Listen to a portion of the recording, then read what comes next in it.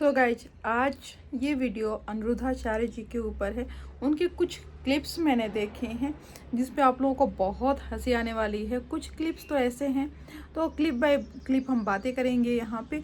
चलो video start करते हैं। अगर वीडियो अच्छा लगे तो वीडियो को लाइक करके चैनल को सब्सक्राइब कर देना और बेल आइकन जरूर हिट करना ताकि सारे वीडियो के नोटिफिकेशन टाइमली आप लोगों को मिलते रहे। और हाइप जो ऑप्शन बचता है ना, वो उसको दे दिया करो यार। हाइप के ऑप्शन आते हैं, आपको उसको दो। बचा के क्या करोगे, उसको छोटे क्रिएटर्स को देना है, ठीक है। तो हाइप के ऑप्शन, अगर वीडियो अच्छा लगे तो लाइक के साथ साथ हाइप भी दे दिया करो। चलो वीडियो स्टार्ट करते हैं। एक ही लड़का रहना क्या सही है ना गलत है? लड़का हाँ, एक ही संतान का रहना नहीं, एक क्यों चार भी करो, क्या दिक्कत है? हमने यही मुफ्ती दशरथ जी के 4 पुत्र हैं कि नहीं? हाँ जी, फिर तो 4 करो, आप क्या दिक्कत है? ठीक है, इसलिए एक ही संतान है हमारी। नहीं अभी घर वाले बोलते हैं कि इसलिए हमें नहीं, संतान तो ज्यादा होनी चाहिए सनातनियों की। विधर्मियों की संख्या बढ़ रही है, सनातनियों की भी बढ़नी चाहिए। हम जैसे एक से संतुष्ट हैं तो इसलिए सवाल संतुष्ट ना रहिए। सनातन राष्ट्र की रक्षा करना चाहते हो कि नहीं? हाँ हाँ एकदम। राष्ट्र की रक्षा और राष्ट्र की सेवा भी तो भक्ति है। अपने बच्चों को राष्ट्र के लिए समर्पित कीजिए। और इस क्लिप में कोई एक का आदमी है जो अनिरुद्धाचार्य से मिलने गया है। वो बोल रहा है कि भाई हमसे लोग बोलते हैं कि उसका शायद एक ही बच्चा या बच्ची जो भी हो, और आज के टाइम में मोस्टली लोगों के एक बच्चे होते हैं। तो उसने जब पूछा है कि भाई एक संतान होनी चाहिए कि 2 संतान, सबसे पहली बात तो पूछना ही मूर्खता है, क्योंकि संतान किसी के ये नहीं कि कौन क्या चाहता है। आप कितनी संतानों का पालन पोषण अच्छे से कर सकते हो इस पे डिपेंड करता है कि नहीं। हम 4 बच्चे पैदा कर दें और चारों को ऐसे नल्ले निठल्ले छोड़ दें? उनकी पालन पोषण के बारे में भी सोचना। संतान ऐसे नहीं, संतान बहुत बड़ी रिस्पॉन्सिबिलिटी होती है। जब वो आदमी बोलता है कि नहीं हम तो संतुष्ट हैं भाई, तो अनिरुद्धाचार्य करते हैं नहीं संतुष्ट होने की कोई बात नहीं है, तुम 4 संतान पैदा करो, क्योंकि दशरथ जी ने 4 संतान पैदा किया था। अरे भाई अनिरुद्धाचार्य जी दशरथ जी थे वो, ठीक है। वो दशरथ जी मतलब अयोध्या के राजा थे। तो आप क्या चाहते हो? मतलब सोचो, अयोध्या के राजा ने 4 ही संतान पैदा किया था और आप बोल रहे हो कि नहीं तुम भी 4 संतान पैदा करो। समझ रहे हो कि हर एक मेंबर 4 पैदा करने लगे। अब करो, मैं ये नहीं कहती हूँ कि 4 करो 1 करो, ये टोटली लोगों पे डिपेंड करता है। बट आपको ये बोलना चाहिए था वहाँ पे कि भाई जितनों को तुम संभाल सको। मुझे वहाँ देख के इतनी हंसी आ रही थी। वो बोल रहा था नहीं महाराज जी मैं तो एक में ही संतुष्ट हूँ। तो बोले नहीं, संतुष्ट होने की कोई ज़रूरत नहीं है, तुम और संतान पैदा करो, तुमको करना ही पड़ेगा, और कोई ऑप्शन नहीं है, तुमको और संतान पैदा करना पड़ेगा। मैं तो सोच रही हूँ यार कि अनिरुद्धाचार्य जी के यहाँ अगर मैं गई तो मुझसे भी कहीं कुछ ऐसे सवाल पूछती तो। चलो आगे क्लिप देखते हैं, उस पर भी रिएक्शन देते हैं। गुरुजी ये हमारे दोस्त हैं, इनको मैं लेके आया हूँ। ये गालियाँ बहुत देते हैं। किसको? हमें आपस में, दोस्तों में। तो इनको समझाओ आप जरा। आप भी देते हो गालियाँ? नहीं हम नहीं देते सर। बात कराओ, बात करो बात। कर लो बात। क्या नाम है दोस्त का? ये विजय नाम है, बात नहीं कर रहे। अरे विजय भैया बात कर लो हमसे, बात करो जल्दी से, बोलो क्या नाम है आपका? विजय जाट। विजय, तो आपको गालियां देना पसंद है? अरे नहीं, मजाक में चलती है बस थोड़ी बहुत। मजाक में? तो गालियां क्यों देना है? अरे दोस्ती यारी में वैसे गालियां देना सही है गलत है? गलत है। क्यों दे रहे हो? दोस्ती यारी में भी राम राम बोलो, कृष्ण कृष्ण बोलो, हरि हरि बोलो, गाली ही क्यों देना है? जवान पर सेट हो जाएगी गाली तो आदत आपकी बिगड़ेगी। अच्छी चीज सेट कर लो, राम राम सेट कर लो जिह्वा पे, कृष्ण नाम, इससे भला होगा आपका। गाली सेट कर लोगे जिह्वा पे तो आपका क्या फायदा है? ठीक है, ठीक है। काम धाम करते हो? गुरुजी हम इनको यहाँ पे ट्रिप बना के लाए ताकि ये राधे राधे बोलने लग जाए। सही है, जिह्वा पे भगवान का नाम राधे राधे सेट करो। गांजा वांजा तो नहीं पीते? नहीं ऐसी आदत नहीं है इनकी। तो शराब वैसा नहीं करते ये, सिर्फ बस एक गाली गुप्ता ज्यादा करते बस। गुप्ता भी? गुप्ता मतलब गाली गुप्ता? बोलना मतलब गुप्ता होता है आपके यहाँ? गाली गुप्ता गुप्ता जी को गुप्ता बोल रहे हो नहीं, हैं? फिर चलो ठीक है। राधे राधे करो। यहाँ पे महाराज जी को चलो सब कुछ समझाया उसको, बहुत अच्छा था कि अच्छे से वो उन्होंने समझाया कि भाई गाली वाली नहीं देना चाहिए। लेकिन एक जगह महाराज जी ऐसा लग रहा था कि वो कंफ्यूज हैं, पूछ रहे हैं भाई गाली देना अच्छी बात है क्या? गाली फिर बाद में वो समझे कि नहीं नहीं गाली देना अच्छी बात नहीं है, गाली नहीं देना चाहिए। ठीक है, चलो ठीक है, थोड़ा सा मामला संभल गया। नहीं तो थोड़ी देर के लिए लगा था कि महाराज जी कंफ्यूज हैं, हाँ इससे पूछ लें, ऐसा लग रहा था। पूछ रहे हैं, हाँ पूछ लेते हैं गाली देना सही है कि गलत है। इसके बाद फिर वो जब एक और वो सेंटेंस गाली और क्या बोलता है, मुझे ऑनेस्टली उस आदमी का वर्ड नहीं समझ में आया, जिसमें महाराज जी को लगा गाली गुप्ता। तो गाली गुप्ता ये बोल दिया होगा, गाली वाली खाना रोटी ऐसे बोलते हैं ना, हमारे यहाँ तो गाली वाली बोलते हैं। तो उसने महाराज जी बोले गुप्ता। अब गुप्ता तो उसने डेफिनेटली नहीं बोला था। तो महाराज जी गुप्ता जो सरनेम होता है उस पर चले गए थे कि भाई तुम्हारे यहाँ गुप्ता बोलते हैं गाली को बोलने को, और हमारे यहाँ तो भाई सरनेम होता है। महाराज वहाँ कंफ्यूज हो गए, फिर बाद में हंसने लगे कि अच्छा चलो ठीक है बैठ जाओ, और नेक्स्ट को खड़ा कर दिए। अब हम भी नेक्स्ट को देखते हैं। इस नेक्स्ट में ना बहुत मज़ा आने वाला है, इसको देखिए। और एक लड़की के साथ में काफी दिन से रह रहे हैं, भांजा जी। तब से डर लगने लगा महाराज। तो आप जिस लड़की से, आप उस लड़की के साथ कब से हैं? 2-3 साल हो गए। तो 2-3 साल में आपने उससे शादी ब्याह करने का बोला था पहले? नहीं, थोड़ा वादा किया था पहले। थोड़ा वादा किया? पहले वादा किया था तो वो मना कर रही थी। उसके बाद जब अब वो कह रही है तो हमने अंतरजाती वाली वीडियो देख ली, तब से महाराज जी हम डर गए। ठीक है, अंतरजाती विवाह नहीं करना चाहिए, बात सही है जी। महाराज जी की उसमें बताते हैं कि पितर और आपके माँ बाप नरक लोग चले जाएंगे। बिल्कुल सही है, जो संतान होगी वो वर्ण संकरी हो जाएगी। जी महाराज जी। तो आप क्या चाहते हैं कि विवाह ना करें? महाराज जी हम अपने जो है पितरों को और माँ बाप को नरक नहीं भेज। और ये क्या चाहते हैं आपके मामा? नहीं, इन्होंने वादा किया था। अरे वादा तो आदमी खूब करता है, तो वादा करके निभाया किसने, है ना? तो कोई आपसे वादा, कल को कोई दूसरा लड़का, सुनो, कल को कोई दूसरा लड़का आपसे वादा कर ले कि हम शादी कर लेंगे, तो तुम उसकी पत्नी की तरह रहने लग जाओगी। नहीं महाराज जी, यूं ना परेशान करो, उसका जीवन कहाँ जाएगा, कौन ब्याह करेगा उससे? महाराज जी अब आप ये आदेश करिए कि इनको शादी करना है कि नहीं करना है, बस आपके आदेश का इंतजार है। कई दिन से बहुत मुश्किल से लखनऊ से लाया हूँ इनको।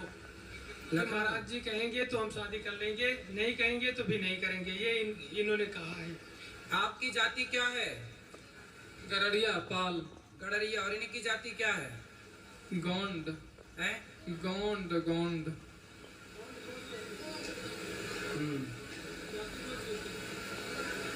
क्या जाति, किन से बात कराओ, क्या जाति है आपकी? मेरी जाति गोंड है महाराज जी। गौड़ जाति जी। देखो आप, अब ये जनता जनार्दन निर्णय करेगी। बताओ क्या करना चाहिए इस लड़के को और इस लड़की को? हैं?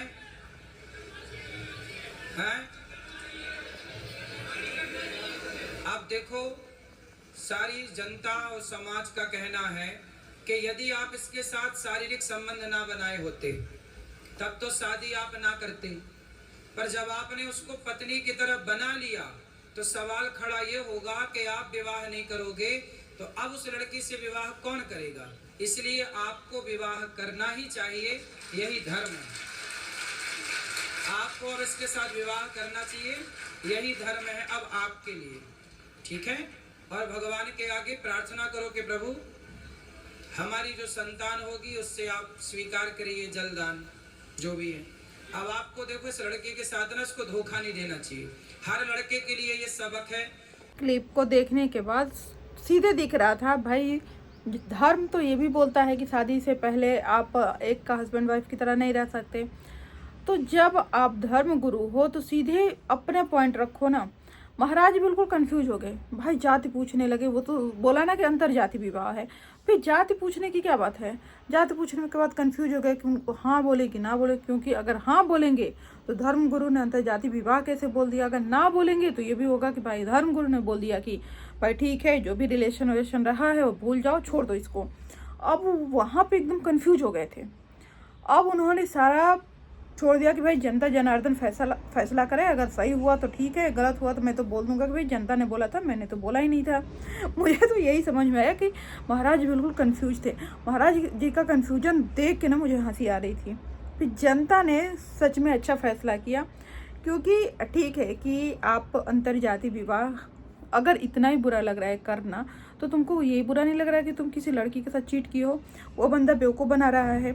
अब वो उस लड़की के साथ वो 4 साल से एज ए हस्बैंड वाइफ रह रहा है। 4 साल बाद उसको अपने पितर और अपने जो भी लोग याद आ रहे हैं, माँ बाप भी याद आ रहे हैं 4 साल बाद। उससे पहले उसको याद नहीं आया कि ये दूसरे जाति की है, इसे मुझे शादी नहीं करनी है। तो तू क्या कर रहा था भाई? ये महाराज जी को तो ये पूछना चाहिए था कि तूने बहुत गलती किया है, और गलती करने के बाद भी तू और गलती करना चाहता है। ठीक है, तेरे पितर तब तेरे जैसे जब बच्चा पैदा होता है तब पितर परेशान होते हैं। जो हमारे पितर होते हैं, पितर बोल रहे थे वहाँ पे, जो पितर होते हैं वो तब परेशान होते हैं कि ऐसा बच्चा हमारे ख़ानदान में पैदा हुआ है।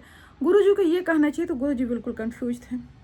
अब चलो नेक्स्ट और भी मज़ेदार क्लिप है, वो हम आपको दिखाते हैं। जी गुरुजी हम सलेमपुर से आए हैं। सलेमपुर से। शराबपुर, सलेमपुर, कासगंज। कासगंज। हाँ गुरुजी, में आपके चरणों में कोटि कोटि प्रणाम। कासे का गंजा।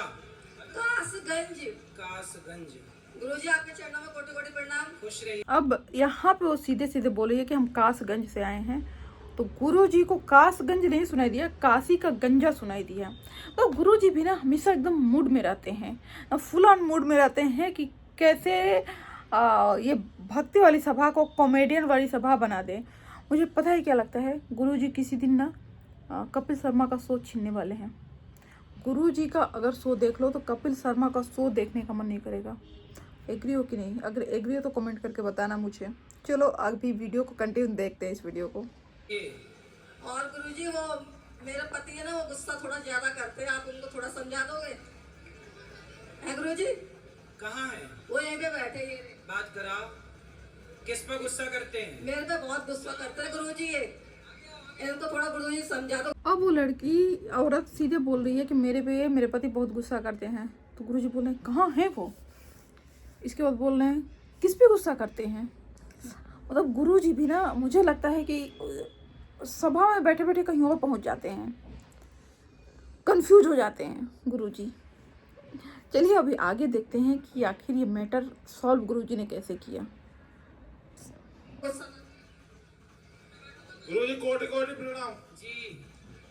गुस्सा क्या करते हैं? ये गुटखा खाती है। आओ पत्नी महारानी, ये बताओ गुटखा गुरुजी। गुटखा खाती हैं? हाँ गुटखा खाती है। कौन सा? राजश्री। कितने का खा जाती हैं? कितने घर का है? जब मन करता तो भाई खा लेती है गुरुजी। और आप भी खाते हो? नहीं मैं नहीं खाता।